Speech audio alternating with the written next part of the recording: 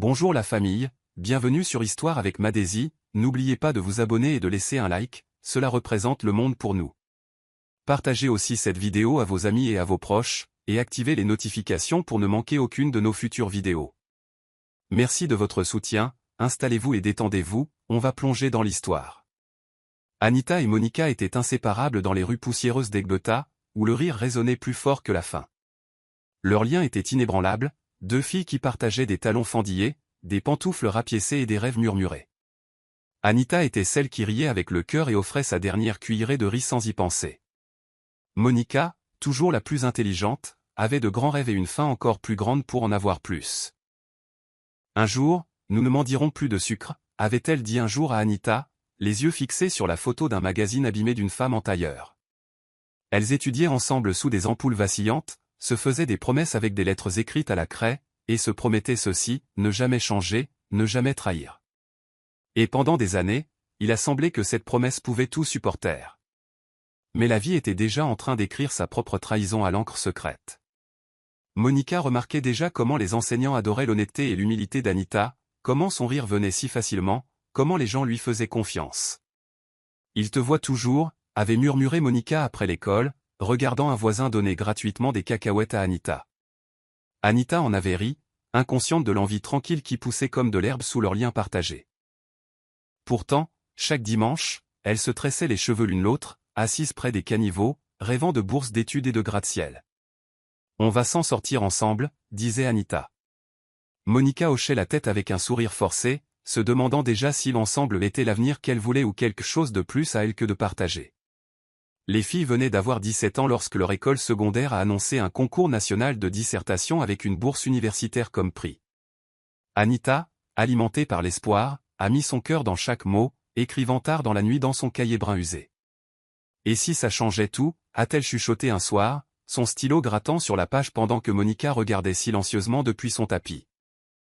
Les yeux d'Anita étaient illuminés d'une sorte de feu tranquille que Monica ne reconnaissait pas, ou peut-être qu'elle le reconnaissait, mais refusait de le nommer. Quand Anita s'est assoupie cette nuit-là, son cahier toujours ouvert à côté d'elle, Monica s'est assise en silence et a regardé les pages. Une seule larme est tombée sur l'encre alors que ses doigts traçaient le titre. La dissertation était belle, brillante, pure, et pendant un instant, elle a hésité. Puis, avec des mains tremblantes, elle a soigneusement arraché les pages, refermé le cahier et les a glissées dans son sac d'école. 3 semaines plus tard, la ville célébrait la victoire de Monica. Elle se tenait sur le podium de l'école alors que la presse locale prenait des photos. La fierté d'Égbeta, a annoncé le directeur en lui serrant la main. Anita se tenait dans la foule, applaudissant avec un sourire qui n'atteignait pas ses yeux. « Tu avais soumis quelque chose aussi, n'est-ce pas ?» lui a demandé un camarade de classe. « Je n'ai pas terminé le mien », a-t-elle menti. Cette nuit-là, seule dans le jardin, Anita a feuilleté son cahier et a découvert les pages manquantes. Sa gorge s'est serrée. Sa meilleure amie n'avait pas seulement volé ses mots, mais aussi la chance de quitter la vie qu'elles avaient toutes deux juré de fuir. Elle n'a pas confronté Monica. Au lieu de cela, elle s'est assise sur le sol froid et a pleuré, le visage caché dans ses genoux. Pendant ce temps, Monica se baignait dans sa nouvelle gloire, posant pour un journal local avec un certificat encadré, sans jamais regarder en arrière. La première fissure dans leur amitié venait de s'ouvrir, et Anita n'a rien dit. Monica avait commencé à travailler à temps partiel dans une boutique à Ikija, appartenant à une cousine de Gloria. Un après-midi, elle a convaincu la gérante d'embaucher Anita comme vendeuse. Elle est soignée, respectueuse et elle a vraiment besoin de ce travail, a dit Monica, jouant l'amie inquiète. Anita était reconnaissante. « Je te le rendrai un jour », a-t-elle promis alors qu'elle pliait toutes les deux des robes derrière le comptoir en verre. Le travail était fastidieux mais mieux que rien, et cela donnait à Anita un petit sentiment de dignité. Jusqu'à ce jeudi soir, où une cliente a crié « Mon bracelet !» Il a disparu. Le chaos a éclaté dans le magasin. La gérante a verrouillé la porte. Tout le monde a été fouillé. Quand le bracelet en or a été trouvé dans le sac d'Anita, la pièce est devenue silencieuse. Le corps d'Anita s'est glacé. Je ne sais pas comment il est arrivé là, a-t-elle bégayé, tremblant.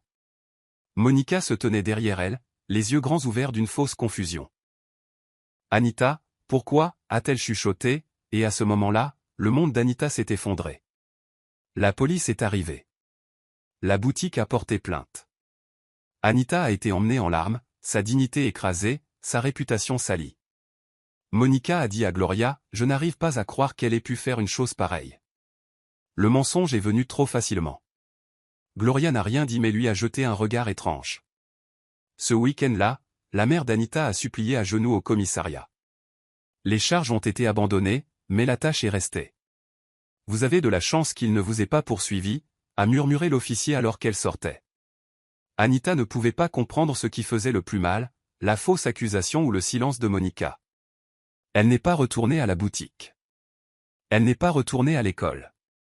Elle a commencé à travailler comme femme de ménage, portant silencieusement le poids de la honte qui ne lui appartenait pas. Monica n'en a jamais reparlé. Et quand Anita l'a vu rire sur les réseaux sociaux des semaines plus tard, entourée de nouveaux amis, la douleur s'est transformée en quelque chose de plus dur, non pas de la haine, mais une mort tranquille de la confiance. Après le scandale de la boutique, chaque emploi pour lequel Anita postulait se terminait de la même manière.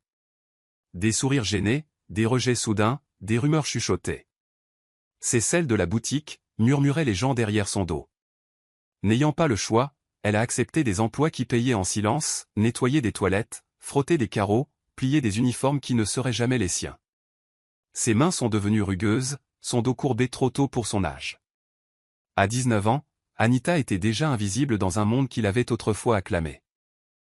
Elle dormait dans des quartiers de domestiques ou sur des tapis empruntés, ne transportant qu'un petit sac de sport et le cahier qu'elle ne lâchait jamais, maintenant principalement vierge, sauf pour une phrase qu'elle écrivait encore et encore, « Je n'ai pas volé ». Dans le calme de la nuit, elle le chuchotait parfois comme une prière. Personne n'a entendu, et personne ne s'en est soucié. Elle a déménagé de maison en maison, d'emploi en emploi, essayant toujours de rester discrète. Un jour, en balayant l'escalier en marbre d'une famille riche à Lekki, elle a entendu la jeune maîtresse de maison chuchoter à son amie, « Ne fais pas trop confiance aux filles de maison, elles ont toujours des histoires. » Anita s'est arrêtée, son balai en l'air. La douleur n'était pas dans l'insulte. C'était dans le fait qu'elle ne pouvait pas se défendre sans avoir l'air d'une menteuse. Ce jour-là, elle n'a pas pleuré, elle a juste balayé plus fort. Sa voix est devenue plus calme, mais son cœur est devenu plus fort. Elle a appris à marcher les yeux baissés et ses pensées bien au-dessus du monde qui la jugeait. Elle rêvait toujours, bien que les rêves venaient plus lentement maintenant. Pourtant, une partie d'elle s'accrochait. Quelque chose à l'intérieur chuchotait, même la poussière se dépose. Un jour tu t'élèveras. Le visage de Monica a commencé à apparaître dans des endroits dont Anita ne pouvait que rêver, des bannières d'événements, des articles LinkedIn et des panels de stratégie de relations publiques. Elle s'était réinventée en tant qu'experte en communication et a rapidement acquis une notoriété grâce à son charme soigné et son sourire parfait. L'authenticité l'emporte, disait-elle aux foules, sans jamais reconnaître les mensonges qui lui avaient acheté son micro. Elle avait échangé son ancien nom de famille et avait tout changé, de son accent à son adresse. Pendant ce temps, Anita apercevait des bribes de l'ascension de son ancienne amie sur les écrans de télévision dans les maisons qu'elle frottait. Un soir, en lavant un salon à Aqua, Anita a levé les yeux pour voir Monica dans une émission de débat. L'animatrice s'est extasiée, Monica Blake est la définition de l'autodidacte. Anita est restée figée, la serpillière dégoulinant à côté d'elle.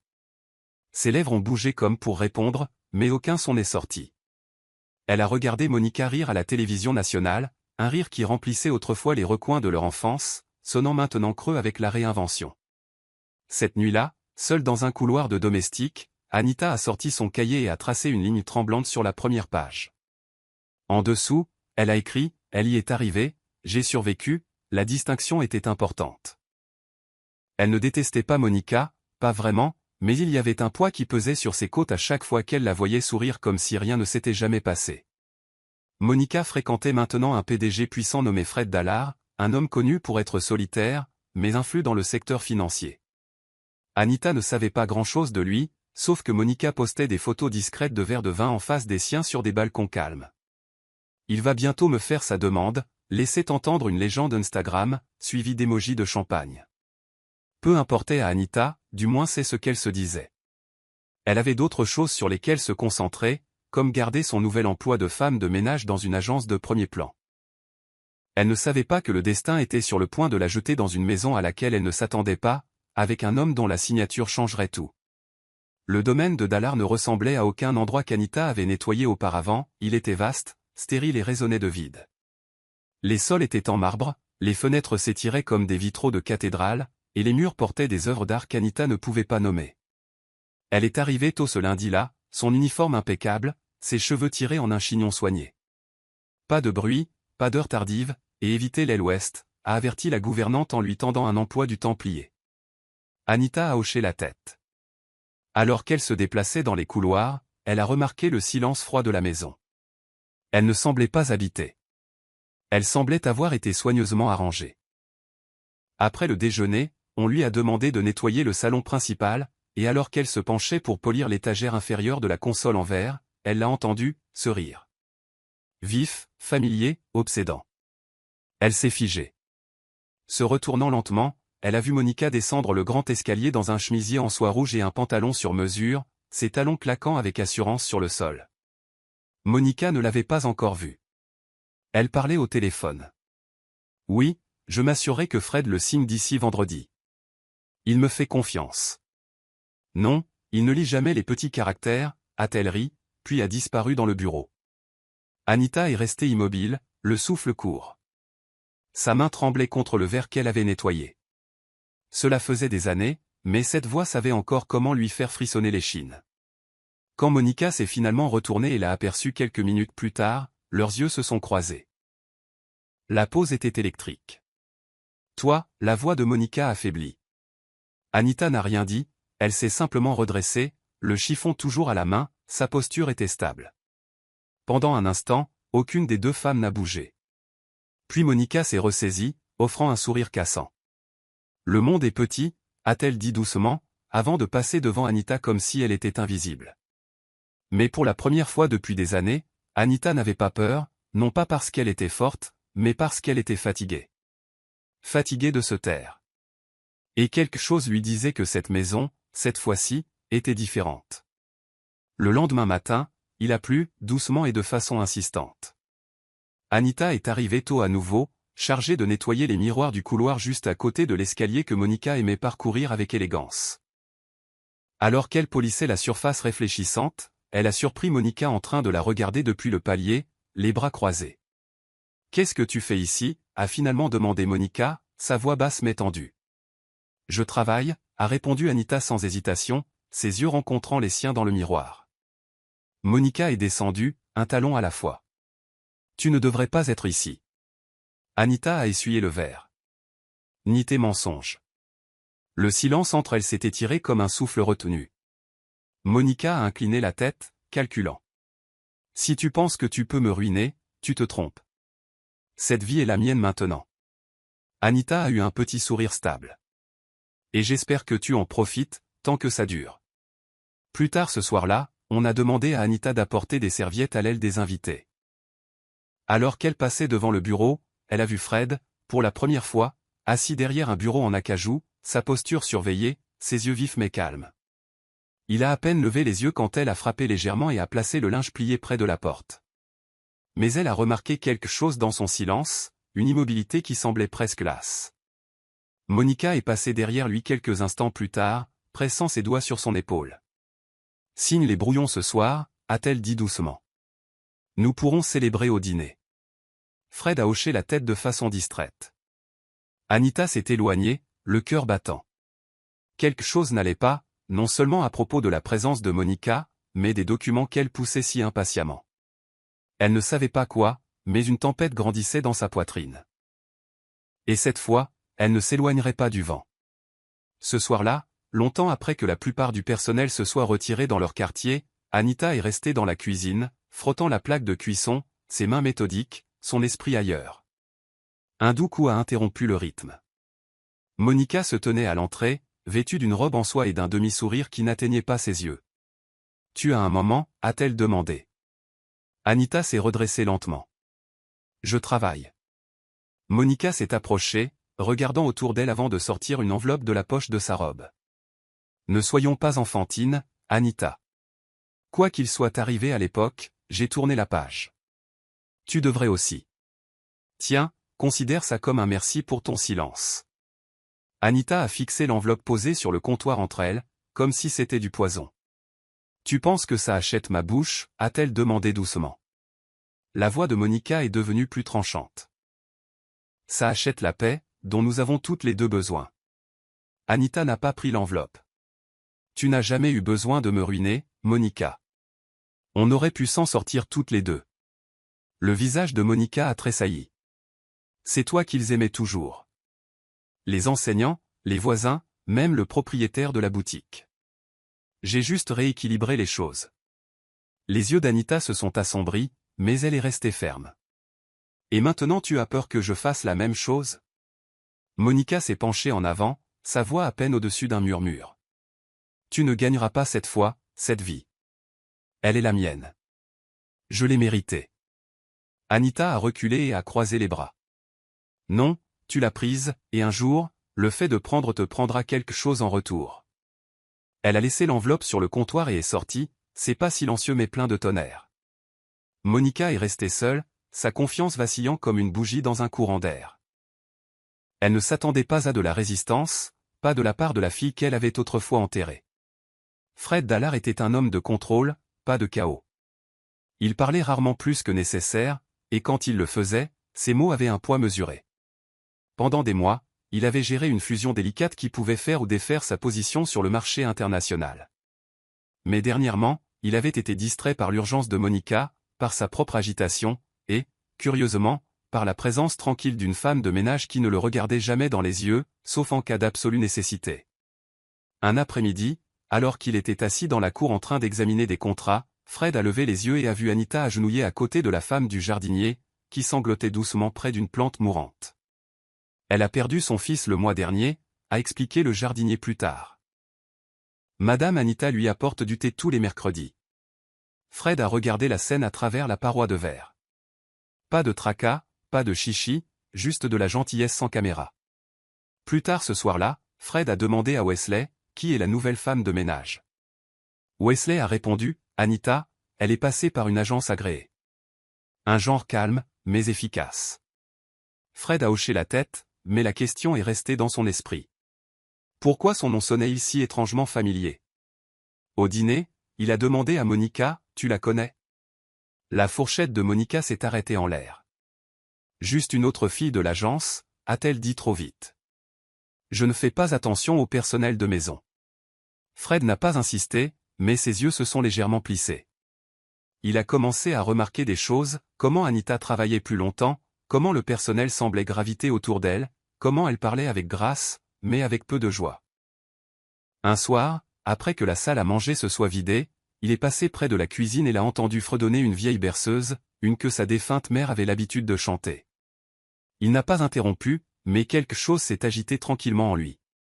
Il ne savait pas pourquoi, mais la présence d'Anita rendait le manoir moins creux. Monica a organisé un dîner de fiançailles somptueux au domaine, invitant la presse, des influenceurs et quelques élites du monde des affaires. Elle portait une robe émeraude ajustée qui scintillait comme l'envie elle-même. Sa main gauche se levait de façon théâtrale chaque fois que les photographes cliquaient, le diamant de la bague captant la lumière du lustre avec un flair délibéré. À l'amour, au pouvoir et à toujours, a-t-elle porté un toast avec un sourire qui cachait un calcul.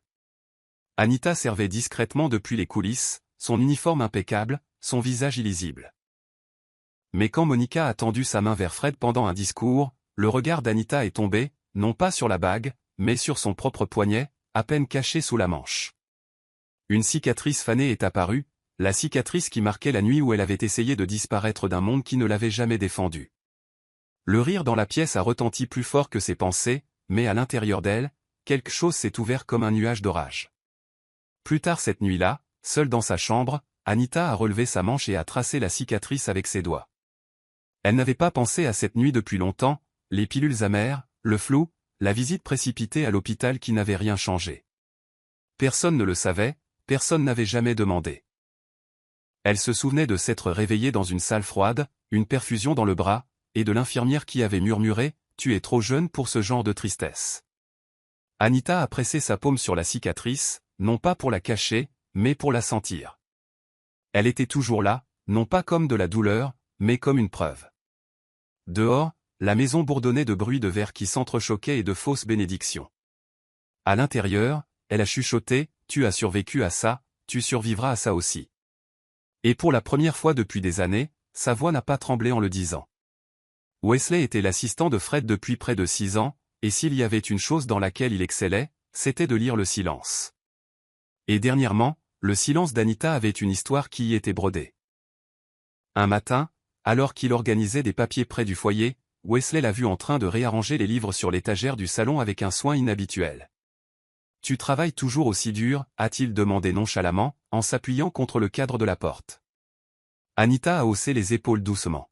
« Si le sol est propre, il ne demande pas ce qu'il y a dans ton cœur. » Wesley n'a pas ri. Il est entré, les yeux plissés pensivement.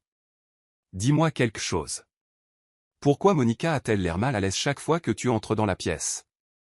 Anita s'est figée, ses doigts se resserrant autour de la tranche d'une couverture rigide.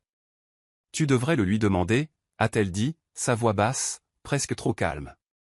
Wesley n'a pas insisté, mais cette réponse, aussi discrète soit-elle, s'est gravée dans sa mémoire. Au cours des jours suivants, il a observé de plus près. L'humeur de Monica changeait chaque fois qu'Anita entrait dans une pièce. Il y avait quelque chose de plus profond qu'une familiarité gênante. C'était une tension née de quelque chose de non dit. Un soir, Wesley est resté après la réunion de travail de Fred et a trouvé Anita en train de balayer le couloir devant le bureau. « Je sais qui tu es maintenant » a-t-il dit doucement. Anita s'est retournée lentement, ses yeux méfiants. « Tu le sais ?» Il a hoché la tête. « Je me souviens de l'affaire de la boutique. Ma cousine y travaillait. Elle m'a dit il y a des années que la fille n'avait jamais avoué. Elle a dit que tout ça semblait bizarre. » Anita a cligné des yeux. « Je ne l'ai pas pris » a-t-elle chuchoté. « Je sais » a répondu Wesley, « et je ne pense pas que Monica ait jamais oublié ce qu'elle a fait non plus. » Pour la première fois, Anita l'a regardé dans les yeux et n'a vu aucun jugement, seulement de la compréhension, et autre chose, de la loyauté. L'alliance tranquille est née cette nuit-là, tacite mais solide. Dans le bureau de Fred, les accords étaient scellés non pas par des poignées de main mais par des clauses. Cette fusion entre Dallar Holdings et une entreprise européenne avait été en préparation pendant des mois. L'équipe juridique de Fred avait presque finalisé l'accord lorsque Monica a insisté pour insérer une clause spécifique dans la section allocation d'actifs conjoints. « C'est standard » a-t-elle dit en douceur, posant le document sur le bureau de Fred. « C'est juste pour une protection future. Toi et moi construisons quelque chose ensemble, n'est-ce pas ?» Fred l'a parcouru brièvement, le front plissé. « Cela ressemble plus à un transfert d'actifs qu'à une protection. » Monica a ri, enroulant ses bras autour de son cou par derrière. « Oh, allez, ne prends pas peur maintenant. C'est juste du blabla juridique. Fais-moi confiance, tous les couples font ça de nos jours. » Sa voix était du sucre, mais ses yeux se sont tournés vers Wesley dans le coin, le défiant de s'opposer. Wesley n'a rien dit alors.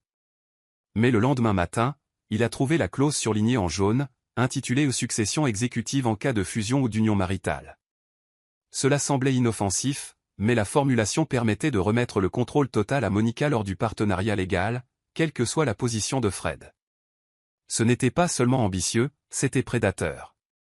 Anita a entendu un fragment de conversation en polissant le miroir du couloir. Il ne sait même pas ce qu'il signe. Son cœur a fait un bond. Elle s'est retirée discrètement, mais les mots l'ont hantée pendant des heures. Ce soir-là, elle s'est assise dans le quartier du personnel, la photo du contrat que Wesley lui avait discrètement glissé tremblant dans ses mains. « Elle va le ruiner » a-t-elle dit à haute voix, la voix nouée. Et juste comme ça, Anita a su que, cette fois, le silence n'était pas une protection, c'était une participation. Et elle ne pouvait plus supporter ce poids. Le sommeil est venu et est parti par vagues cette nuit-là, il est surtout parti. Anita est restée éveillée sur son matelas mince, les yeux grands ouverts dans le noir, ses mains posées sur la copie de la clause du contrat pliée sur ses genoux. Elle se souvenait de la nuit à la boutique, de l'humiliation, des empreintes digitales maculées sur le rapport de police. Des grands yeux de Monica faisant semblant d'être surprise. Il lui avait fallu tout son être pour ne pas se noyer dans l'amertume. Mais cela, c'était différent. Ce n'était pas seulement de la trahison. C'était du danger déguisé en romance. Elle s'est assise, a sorti son cahier du tiroir et a tourné à la première page vide. Avec des mains tremblantes, elle a écrit « La vérité retardée devient une tragédie ». Ce n'était pas de la poésie, c'était un avertissement. Le vent a bruissé dehors, comme s'il était d'accord. Il y avait une limite, et Monica l'avait de nouveau franchie. À l'aube, Anita a préparé du thé avec des doigts tremblants et s'est assise près de la porte arrière alors que le ciel passait du bleu marine au bleu pâle. Wesley l'a rejointe sans parler, lui tendant un châle chaud. Ils sont restés assis en silence jusqu'à ce qu'il demande « Tu vas l'arrêter, n'est-ce pas ?» Anita a hoché la tête lentement. « Elle a failli détruire ma vie. Je ne la laisserai pas faire la même chose à lui. » Wesley a posé une main sur son cahier. « Alors tu auras besoin de courage et de timing. » Anita a souri faiblement. « J'ai attendu des années. Quelques heures de plus ne me briseront pas. » Mais même en le disant, son estomac se nouait. Parce que cette fois, elle ne risquerait pas seulement son emploi. Elle se tiendrait devant l'homme qui l'employait, contre la femme qu'il avait autrefois appelée sœur. Et ce qu'elle dirait pourrait tout brûler. Mais le silence lui avait déjà coûté trop cher. Cette fois, elle allait parler. Anita époussetait le bord de la rampe du couloir à l'étage quand Monica est apparue, les bras croisés, les yeux vifs d'un malaise. « Tu as l'air beaucoup trop à l'aise ici », a-t-elle dit froidement, sa voix baissant alors qu'elle s'approchait. « Je t'ai vu avec Wesley. Tu fouines dans ce qui ne te concerne pas. » Anita a continué de nettoyer, sa posture calme. « Je ne savais pas que dire la vérité était considéré comme fouiner, » a-t-elle répondu, sans lever les yeux. L'expression de Monica s'est resserrée. « Tu ne sais pas ce que j'ai construit, Anita. Ce que j'ai sacrifié pour en arriver là. Ne le détruis pas juste parce que tu n'as pas pu survivre au jeu. » Anita s'est tournée lentement, ses yeux stables. « Non, Monica, j'ai survécu. Tu as juste marché sur mes os pour grimper plus haut. » Le couloir est resté silencieux pendant une seconde à couper le souffle. Puis Monica s'est penchée, baissant la voix jusqu'à un murmure. « Dis un mot à Fred et je m'assurerai que tu disparaisses à nouveau. Et cette fois, personne ne te sortira de là. » Anita n'a pas scié. Elle a simplement reculé et a dit doucement, « Tu m'as déjà enterré une fois.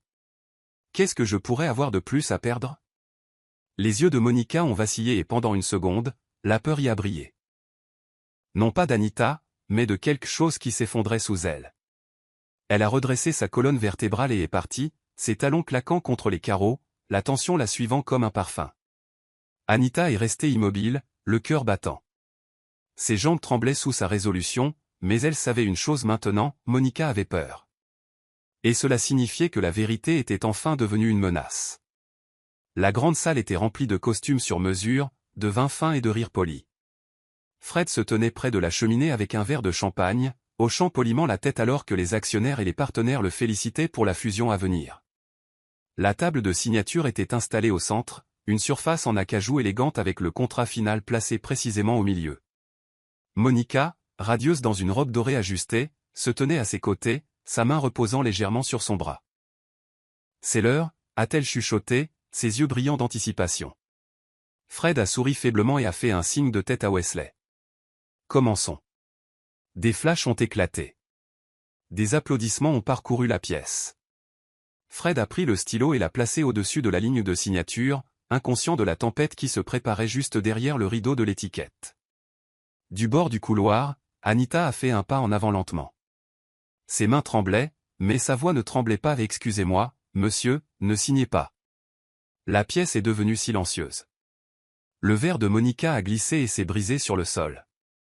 Fred a cligné des yeux, son stylo figé en l'air. « Qu'est-ce que tu as dit ?» a-t-il demandé. La voix d'Anita était calme mais ferme. « Cette clause, c'est un piège. Si vous signez ce contrat, vous lui donnerez la pleine propriété légale de votre entreprise une fois que vous serez mariés. » C'est écrit sous la succession, déguisé en protection de fusion. Des halètements ont agité la foule.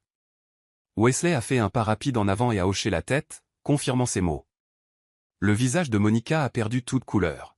« Elle ment » a-t-elle crié, mais la main de Fred tremblait déjà, non pas de choc, mais de clarté. La célébration s'était complètement effondrée, et maintenant tous les regards se tournaient vers la femme qui avait autrefois sa confiance. Fred a de nouveau regardé le document, sa mâchoire se serrant. Il a lentement rendu le stylo à Wesley et s'est tourné vers Monica. « Est-ce vrai ?» Sa voix était basse mais ferme. Monica a essayé de rire, brossant une mèche de cheveux derrière son oreille. « Fred, s'il te plaît, ne laisse pas une femme de ménage aigrie te manipuler. Elle essaie de ruiner ce que nous avons. Anita a fait un pas en avant, sa voix inébranlable. Je n'essaie de rien ruiner. J'essaie d'empêcher une autre version de ce qu'elle m'a fait il y a des années. Elle m'a piégé. Elle m'a fait jeter en prison. Et je suis restée silencieuse, mais je ne le ferai plus. Le poids de ces mots a pesé sur la pièce comme le tonnerre. Fred a regardé les deux femmes, l'une impeccable et furieuse, l'autre usée mais sincère. Puis il s'est tourné vers Wesley. Fais venir l'équipe juridique. Je veux que chaque clause soit examinée. Maintenant. Monica a paniqué. Fred, je l'ai fait pour nous. Je voulais de la sécurité. Tu fais confiance à tout le monde sauf à moi. Sa voix s'est brisée, désespérée. Mais l'expression de Fred avait changé. Il la voyait maintenant, non pas comme une partenaire, mais comme une menace déguisée en soi. Je t'ai fait assez confiance pour te laisser approcher de mon avenir. Tu as essayé de le voler à la place. Le souffle de Monica s'est coupé. Son image s'est effondrée devant tout le monde. Pas de sortie, pas de script. Les invités ont regardé en silence, stupéfaits. Anita est restée immobile, ses mains serrées sur les côtés. Elle n'avait plus rien à prouver. Monica s'était exposée elle-même. Fred a regardé Anita, puis a dit doucement « Merci ». Anita a simplement hoché la tête. Le mal était fait. Mais cette fois, ce n'était pas le sien. L'équipe juridique de Fred a agi rapidement, examinant le contrat avec des yeux neufs et une suspicion aiguisée. En 30 minutes, le langage que Monica avait embelli a été révélé en termes froids et contraignants. Une clause enfouie profondément dans l'annexe donnait la pleine autorité exécutive à Monica en cas de mariage, peu importe la performance de l'entreprise. Ce n'était pas seulement un filet de sécurité. C'était une prise de pouvoir déguisée en sentiment. Ce n'était pas une simple erreur, a fait remarquer gravement le conseiller principal. C'est délibéré et c'est dangereux. Fred n'a rien dit pendant longtemps. Il est resté près de la cheminée, le contrat dans une main, son autre main serrée sur le côté. Monica planait à proximité, visiblement en train de s'effondrer. « Tu as dit que tu me faisais confiance » a-t-elle chuchoté, sa voix tremblante. « Je voulais que nous soyons égaux. » Le ton de Fred est devenu tranchant. L'égalité ne nécessite pas de tromperie. Tu as utilisé l'amour comme un outil. Les lèvres de Monica se sont entr'ouvertes, mais aucune défense n'est venue. Les invités partaient tranquillement maintenant, murmurant dans les coins. Le glamour de la soirée était brisé de façon irréparable. Monica a tendu la main pour prendre la sienne, mais il s'est éloigné. Tu n'as pas seulement essayé de prendre l'entreprise, Monica. Tu as essayé de prendre mon choix. Ces mots ont coupé plus profondément que n'importe quel gros titre ne l'aurait pu. Elle a regardé Gloria, debout près de la porte, mais sa sœur ne voulait pas croiser son regard. Je ne savais pas que ça allait aussi loin, a murmuré Gloria, se tournant finalement pour partir. Et à ce moment-là, Monica se tenait vraiment seule, le poids de son ambition se transformant en honte publique. Anita est restée silencieuse à l'arrière-plan, le cœur battant, regardant la vérité faire ce que le silence n'aurait jamais pu faire, tout briser. Le lendemain matin, Monica était assise seule dans le salon des invités du domaine, vêtue d'un survêtement pour la première fois dont Anita pouvait se souvenir. Son mascara était maculé, sa voix cassante. « Tu aurais dû rester silencieuse », a-t-elle dit quand Anita est passée avec un plateau de café. Anita a fait une pause, posant le plateau. « J'ai essayé le silence, ça a failli me tuer. Je ne mourrai plus en silence. » Monica a ri amèrement. « Tu penses que tu as gagné ? Tu penses que Fred choisira quelqu'un comme toi ? » Anita n'a pas scié. « Je ne veux pas de son cœur. Je voulais juste lui rendre ses yeux. » Monica a serré le coussin à côté d'elle, semblant soudainement moins une femme de pouvoir qu'une fille qui avait perdu son chemin. « Tu ne sais pas ce que j'ai sacrifié pour être quelqu'un » a-t-elle chuchoté. « Ni toi » a répondu Anita doucement. « Tu as passé tellement de temps à te prouver au monde que tu as oublié comment être quelqu'un de vrai. » Plus tard cet après-midi-là, Fred a rompu les fiançailles en privé. Monica a essayé de manipuler le récit. C'était la pression, les médias, le timing, a-t-elle plaidé, sa voix se brisant. « Je t'aime, Fred. » Il a secoué la tête lentement. « Si c'est vrai, tu n'aurais pas transformé ma confiance en levier. » Ses larmes ont finalement coulé, mais Fred avait déjà emballé ses affaires. Le soir suivant, Monica était partie du domaine, mais pas tranquillement. La nouvelle de la fuite de la clause avait atteint les investisseurs. Des blogueurs spéculaient, des membres du conseil posaient des questions, et dans les pièces qu'elle dominait autrefois, le nom de Monica suscitait maintenant de la méfiance, pas de l'admiration. Gloria a gardé ses distances, choisissant le silence comme seule loyauté. Pendant ce temps, Anita balayait le hall d'entrée d'une main plus stable, inconsciente que de l'autre côté du couloir, Fred la regardait à travers la vitre, ne voyant plus une femme de ménage, mais la seule personne qui avait parlé quand il le fallait. Cette nuit-là, Anita se tenait dans le coin des quartiers du personnel, ses mains appuyées contre le petit rebord de la fenêtre alors que la pluie tombait doucement dehors. Pour la première fois depuis des années, le poids de tout cela s'est écrasé sur elle comme une vague. Chaque rejet d'emploi, chaque accusation, chaque matin où elle s'était réveillée en croyant qu'elle n'était rien de plus que ce que Monica avait fait d'elle. La voix de Fred a résonné dans sa mémoire. « Tu m'as rendu mes yeux. » Cette phrase a remué quelque chose d'enfoui profondément. Elle s'est assise sur le lit et a ouvert son cahier, tournant à la page avec les mots fanés « Je n'ai pas volé ». Son stylo a plané au-dessus. Cette fois, elle a écrit « Et j'ai enfin réussi à ce qu'il le croit ». L'encre a légèrement bavé à cause de l'humidité de l'air, mais son cœur s'est senti plus léger. Wesley a frappé doucement à sa porte. Il demande si tu veux bien monter au bureau, juste pour parler. Elle a suivi, nerveuse mais calme. Fred était la seule, les manches retroussées, sans cravate. Il lui a fait signe de s'asseoir. « Tu ne me devais rien », a-t-il commencé. « Tu aurais pu me laisser tomber. » « Pourquoi ne l'as-tu pas fait ?» Anita a avalé difficilement, « Parce que quelqu'un m'a laissé tomber un jour, et je sais à quel point il est difficile de remonter seul. » Fred l'a regardé, une douceur remplaçant sa garde habituelle. « Elle t'a pris ton avenir », a-t-il dit doucement. Les yeux d'Anita se sont embrumés. « Elle m'a pris ma vie. » La main de Fred s'est contractée légèrement sur le bureau, et il a hoché la tête, et maintenant il est temps d'en construire une nouvelle. Mais seulement avec des gens qui connaissent le poids de la vérité. Ils sont restés assis en silence pendant un moment, deux personnes qui avaient toutes deux perdu quelque chose, et peut-être, juste peut-être, commençaient à trouver quelque chose de nouveau. 2 jours après le fiasco de la signature, alors que le domaine commençait à retrouver un silence tendu, un SUV gouvernemental noir s'est garé dans l'enceinte. Fred était dans son bureau, examinant les appels des membres du conseil, lorsque Wesley a frappé vivement. « Il y a 2 officiers ici. » « Ils ont un mandat » a-t-il dit à voix basse. Fred est entré dans le foyer en marbre où Monica, qui était revenue brièvement pour récupérer des documents personnels, s'est figée à la vue des hommes en uniforme. « Mademoiselle Monica Blake » a demandé l'un d'eux. Ses lèvres se sont entr'ouvertes pour protester, mais aucun mot n'est venu. « Vous faites l'objet d'une enquête pour fausse déclaration dans des documents d'entreprise » a continué l'officier. « Nous aimerions que vous nous suiviez. » Monica s'est tournée vers Fred, ses yeux grands ouverts d'incrédulité. « Tu leur as dit » a-t-elle chuchoté. Fred a rencontré son regard, impassible. « J'ai dit la vérité. » Les mains de Monica ont tremblé alors qu'il la menottait, non pas pour le crime, mais parce qu'il y avait des témoins. Le personnel se tenait silencieusement dans le couloir. Anita était sortie du couloir des invités et a regardé avec le cœur lourd. Malgré tout, voir Monica réduite à cela était un choc. Gloria est arrivée quelques instants plus tard, échevelée et les yeux rouges. « Tu aurais pu gérer ça discrètement, Fred » a-t-elle claqué. Elle n'est pas une criminelle. Fred n'a pas élevé la voix. Elle a forgé des documents légaux, Gloria. Si j'avais signé, 1 millier de personnes auraient perdu leur emploi, y compris ta sœur, à terme. La portière de la voiture a claqué dehors. Les sirènes n'étaient pas fortes, mais le moment l'était. Et alors que le véhicule disparaissait sur l'allée, Anita est restée immobile, non pas triomphante, non pas vengée, juste stupéfaite de la rapidité avec laquelle la tromperie pouvait s'effondrer lorsqu'elle était exposée à la bonne lumière.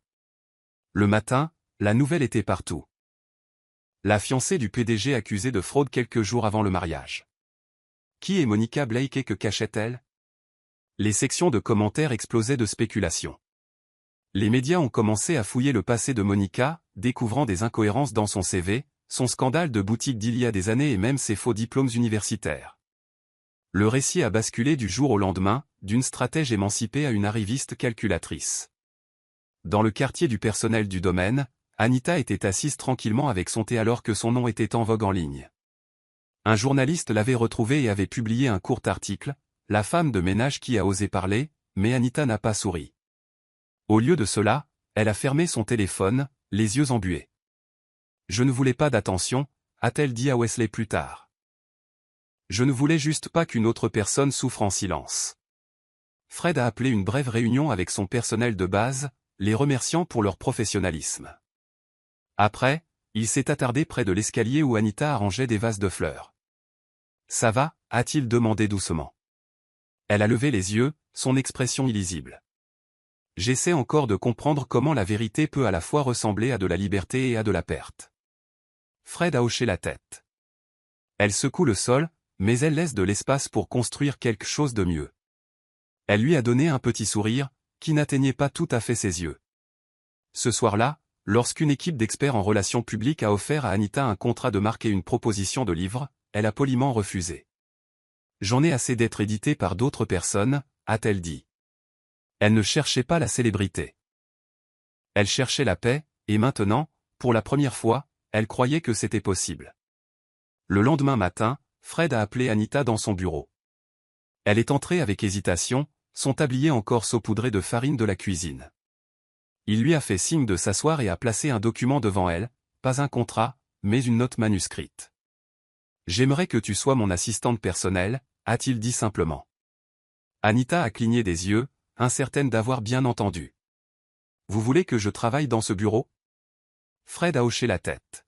« Tu gères déjà les gens mieux que la plupart des cadres que j'ai embauchés. Tu comprends le silence, le timing, l'honnêteté. C'est ça le leadership. » Anita a hésité. « Je ne suis pas qualifié. »« Tu es surqualifié pour les mauvaises étiquettes », a-t-il interrompu gentiment. « Je t'offre ça parce que je te fais confiance, pas parce que j'ai pitié de toi. » Elle a fixé la lettre. Elle n'était pas ornée. Elle n'était pas théâtrale. Elle était sincère. « J'aurais besoin d'une formation », a-t-elle chuchoté. « Je t'apprendrai », a-t-il répondu. « Ou mieux encore, tu m'apprendras à mieux écouter. » Ses doigts ont touché les bords du papier comme si c'était sacré. Après toutes ces années à frotter l'héritage d'autres personnes, quelqu'un lui avait enfin tendu une page blanche. Elle a hoché la tête lentement. « D'accord, mais je ne porterai pas de talons. » Fred a ri, noté. Alors qu'elle quittait la pièce, Wesley se tenait près de la porte, souriant faiblement. « Je t'avais dit qu'elle était différente, » a-t-il dit. Et Fred, regardant par la fenêtre du bureau alors qu'Anita marchait vers le jardin, a répondu doucement, « Elle n'est pas seulement différente. Elle est exactement ce dont cet endroit a besoin. » Et juste comme ça, sa vie a basculé, non pas dans un conte de fées, mais dans quelque chose de bien plus puissant. Un avenir qu'elle possédait. La lettre est arrivée dans une enveloppe simple sans adresse de retour, livrée à la porte de sécurité du domaine tard un soir. Wesley l'a apportée à Anita après le dîner, son expression illisible. « C'est de sa part », a-t-il dit. Anita l'a ouverte lentement, reconnaissant la pente aiguë de l'écriture de Monica dès que ses yeux ont atterri sur la première ligne. « Je n'attends pas de pardon, mais je devais dire ça. » Les mots qui ont suivi étaient bruts, non polis, contrairement à tout ce que Monica avait jamais dit à haute voix. Elle a écrit sur l'envie qui avait commencé longtemps avant la boutique, sur le fait de se sentir invisible même quand elle était louée. « Tu n'as jamais eu besoin d'attention pour briller », a-t-elle écrit. « Les gens t'aimaient juste sans effort. Je te haïssais pour ça. Et maintenant, je me déteste pour ce que je t'ai fait. » Les mains d'Anita ont tremblé légèrement alors qu'elle continuait à lire. Monica a décrit des nuits d'insomnie dans sa cellule de garde à vue, revivant le son du verre brisé quand Anita avait parlé lors de la signature. « J'ai toujours su que tu dirais la vérité un jour », a-t-elle écrit. Je ne pensais juste pas que cela me défraie si complètement. Mais ce qui a brisé Anita n'était pas la confession de Monica, c'était le dernier paragraphe. Je ne sais plus qui je suis sans les mensonges. Mais si jamais je le découvre, j'espère être la moitié de la femme que tu es déjà. Anita a plié la lettre tranquillement, son cœur emmêlé dans un nœud de chagrin et de clarté. Plus tard cette nuit-là, elle s'est assise près de la fenêtre et a chuchoté, « Tu as toujours voulu gagner, Monica. » Peut-être qu'apprendre à perdre avec grâce est le début de quelque chose de réel. Il n'y avait aucune vengeance dans sa voix, juste du chagrin pour la fille qui avait autrefois tressé ses cheveux et partagé ses biscuits. Gloria est revenue au domaine sans prévenir un après-midi nuageux, ses talons claquant nerveusement contre le marbre. Elle n'était plus aussi confiante qu'avant. Ses yeux cherchaient Anita, et elle l'a finalement trouvée en train d'examiner des dossiers dans le nouveau bureau de l'assistante. « Tu as une minute ?» a-t-elle demandé doucement. Anita a levé les yeux, la tension dans ses épaules montant, mais elle a hoché la tête. Gloria est entrée et a fermé la porte derrière elle. « J'aurais dû dire quelque chose. Il y a des années, a-t-elle commencé. Je savais pour le bracelet. Je savais que Monica l'avait mis là. Mais sa voix s'est brisée. Je me suis dit que ce n'était pas mes affaires. » Les lèvres d'Anita se sont pressées en une ligne serrée. « Et qu'est-ce que c'est devenu, Gloria ?» Le silence qui a suivi était lourd, mais pas cruel. Gloria s'est effondrée sur la chaise en face d'elle, les épaules affaissées. C'était ma sœur. Je la protégeais parce que je pensais que, peut-être si elle allait de l'avant, elle n'aurait plus besoin de blesser les gens. Anita a lentement joint ses mains. Nous faisons tous des choix. Le tien était le silence. Le mien était la survie. Les yeux de Gloria se sont remplis. Je ne suis pas venu pour la sympathie. Je suis venu parce que la culpabilité ne part pas, et j'avais besoin que tu saches que je suis désolé. Pendant longtemps, Anita n'a pas parlé. Puis elle s'est penchée légèrement en avant. Je te pardonne, mais le pardon n'est pas l'oubli. Tu devras vivre avec le silence que tu as choisi. Gloria a hoché la tête, des larmes coulant sur sa joue. Je le fais déjà. Alors qu'elle se levait pour partir, Anita a chuchoté, la prochaine fois que quelqu'un tombe, parle. Ne te contente pas de regarder. Et pour la première fois, Gloria n'avait aucune défense, seulement de la gratitude. Wesley avait l'habitude de remarquer les choses bien avant les autres. Il a vu le changement subtil dans l'humeur de Fred chaque fois qu'Anita entrait dans la pièce, la façon dont il faisait une pause avant de parler, le doux adoucissement de son ton. Et il a vu Anita, autrefois recroquevillée sur elle-même, se tenir plus droite chaque jour qui passait. Un après-midi, alors que Fred se tenait près de la fenêtre du jardin, la regardant passer avec un bloc-notes, Wesley l'a doucement poussée. « Tu souris plus quand elle est là. » Fred a ricané, mais n'a pas nié. « Elle ne ressemble à personne que j'ai rencontré, » a-t-il murmuré. Wesley a croisé les bras. « Ce n'est pas une raison pour caler. » Fred lui a jeté un regard. « Ce n'est pas si simple. » Wesley a incliné la tête. « Tu as raison. C'est plus simple. Tu lui fais confiance. Tu l'admires. Qu'est-ce que tu attends ?» Fred n'a pas répondu au début. Il a seulement continué à regarder Anita alors qu'elle aidait le jardinier à réarranger des pots de fleurs, riant doucement à quelque chose qu'il avait dit. « Elle mérite la paix, » a dit Fred finalement. « Et je ne suis pas sûr que ce que je ressens n'interromprait pas ça. » Wesley a hoché la tête lentement. « Alors ne lui donne pas le chaos. Donne-lui la clarté. » Ce soir-là, Fred a trouvé Anita en train d'examiner l'itinéraire de la semaine prochaine dans le bureau. « Je n'ai jamais été très doué pour le timing », a-t-il commencé maladroitement. Elle a levé les yeux, perplexe. « J'ai manqué quelque chose ?» Il a secoué la tête. « Non, mais j'ai manqué quelqu'un qui mérite d'être regardé attentivement. » Le front d'Anita s'est plissé. « Fred. » Il l'a arrêté doucement. « Je ne demande rien pour l'instant. Je veux juste que tu saches que je te vois, clairement, et que je te respecte trop pour précipiter quoi que ce soit. » Pendant un long moment, Anita n'a rien dit. Puis elle a souri doucement, mais avec une honnêteté incontestable. C'est le seul genre de début auquel je pourrais jamais faire confiance. Un samedi matin ensoleillé, Anita était assise en face de Fred dans le salon du jardin, tenant une tasse de thé au gingembre tout en examinant l'itinéraire du mois prochain. Mais son esprit n'était pas sur les réunions du conseil ou les dîners d'investisseurs. Fred a remarqué son regard errant vers l'ancien centre communautaire visible derrière la clôture arrière du domaine. « Qu'est-ce qu'il y a là-bas » a-t-il demandé. Anita a souri faiblement. C'était un espace artistique pour enfants. Il a fermé il y a 5 ans. Les fonds se sont taris. J'avais l'habitude de m'y faufiler après le travail pour dessiner, juste pour me souvenir de ce que c'était que de rêver. Fred s'est penché en avant. « Tu dessines toujours ?» Elle a hésité. « Plus maintenant. La vie est devenue trop bruyante. » Il l'a étudiée en silence. « Tu n'as jamais parlé de cette partie de toi. » Elle a haussé les épaules. Les gens supposent que tout ce dont une femme de ménage rêve est de s'échapper. Je ne voulais pas les corriger. Plus tard ce soir-là, Anita est retournée dans sa petite chambre et a sorti un vieux carnet de croquis enfoui sous le linge plié. Les pages étaient jaunies, les coins recourbés, mais les dessins à l'intérieur étaient vivants, des portraits, des paysages, des émotions, capturées au graphite. Elle a tracé l'image d'une petite fille peignant sous un arbre. La fille avait le visage de Monica. Pas la Monica des scandales, mais la Monica d'avant tout cela.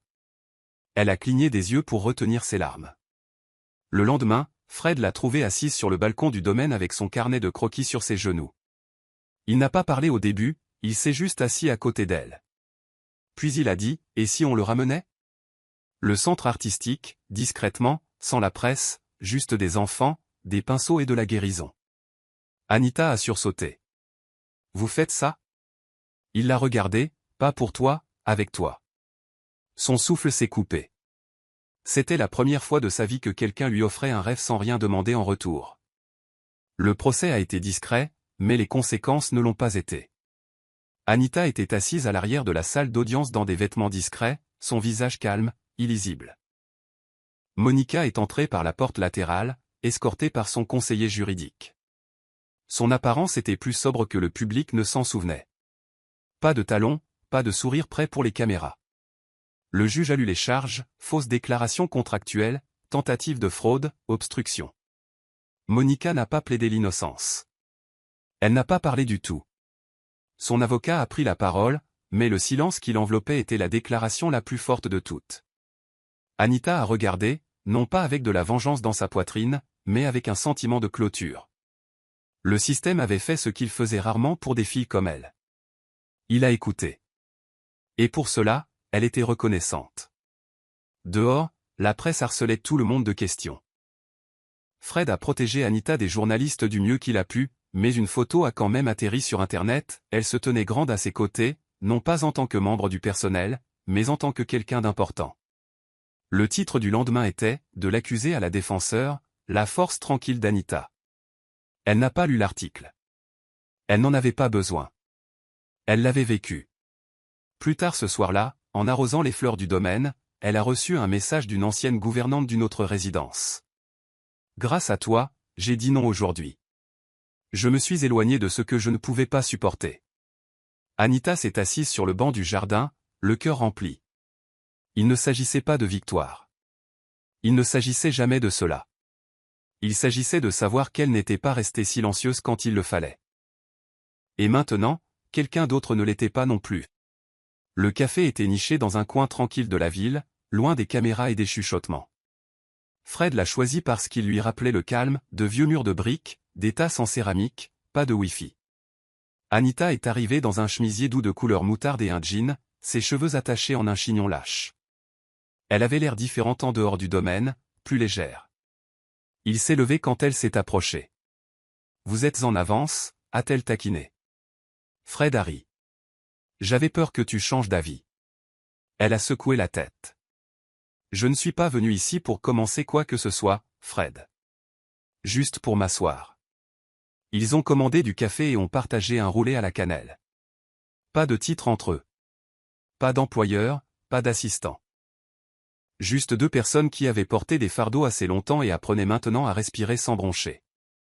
À mi-chemin de leur café, Fred a posé sa tasse et a dit « Je ne demande pas d'amour. Je veux juste savoir s'il y a de la place pour que quelque chose de réel grandisse. » Anita l'a regardé, ses yeux stables. « Les choses réelles ne fleurissent pas sous la pression, » a-t-elle dit. Mais elles ne meurent pas non plus quand on leur donne de la patience. Ils sont restés assis là, dans un silence complice et tranquille, sirotant de la chaleur, laissant le temps passer sans urgence. Il n'y avait pas de promesse, pas de ligne de démarcation. Juste une compréhension que la guérison n'était pas linéaire et que les débuts n'avaient pas besoin de grandes déclarations. Alors qu'il quittait le café, Fred a tendu la main pour prendre la sienne, mais s'est arrêté à mi-chemin, Anita l'a vu. Elle a souri et a posé sa main sur la sienne, juste brièvement. « Nous marcherons, mais nous ne courons pas » a-t-elle chuchoté. Et c'était suffisant. Un mois s'est écoulé avec peu de fanfare. Anita a continué dans son nouveau rôle, non seulement en organisant les réunions de Fred, mais en rationalisant les opérations avec une efficacité qui a surpris même le conseil. Elle ne s'asseyait plus à la table en silence, elle contribuait. Sa présence, autrefois inaperçue, ancrait maintenant le rythme du domaine et de l'emploi du temps de Fred. Mais plus important encore, elle était devenue quelqu'un en qui il avait confiance non seulement pour les tâches, mais aussi pour les pensées. Un soir, après une réunion tardive, Fred l'a accompagnée jusqu'à la porte où son service de covoiturage l'attendait. « Tout le monde me demande quand je vais te faire ma demande », a-t-il dit légèrement, les mains dans ses poches. Anita a haussé un sourcil. « C'est audacieux, étant donné que vous ne m'avez même pas emmené à un mariage. » Il a ri, puis est devenu sérieux. « Je n'essaie pas de te mettre dans une autre case, Anita. Ni comme mon assistante, ni comme remplaçante, ni même comme une fin heureuse. » Elle a incliné la tête. « Alors qu'est-ce que vous offrez ?» Il s'est approché, mais ne l'a pas touché. « J'offre de la présence, de la loyauté, du temps. Les mêmes choses que tu m'as données quand personne d'autre ne le faisait. » Elle l'a regardé tranquillement, le bourdonnement de la ville les enveloppant. « Je n'ai pas peur de vous, » a-t-elle dit doucement. « Mais je ne troquerai pas ma paix juste pour être le prochain chapitre de quelqu'un. » Fred a hoché la tête. « Alors écrivons quelque chose de nouveau.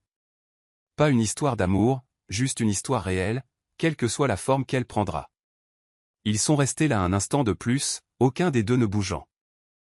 Puis elle a souri, a tenu son regard et a dit « J'apprends encore à faire confiance aux jours qui ne font pas mal. Mais je suis prête à les traverser avec quelqu'un qui écoute. » Alors que sa voiture s'éloignait, Fred ne s'est pas senti rejeté. Il s'est senti quelque chose de mieux, respecté. Et dans cet espace tranquille, où les attentes ne parlaient pas plus fort que la tension, quelque chose de sincère avait enfin trouvé sa place. Le personnel du domaine s'est réuni ce matin-là pour une annonce interne. Fred se tenait à côté d'Anita, qui portait un doux chemisier gris et un pantalon bleu marine, pas un uniforme, pas une tenue liée à un titre, juste une femme debout dans sa vérité.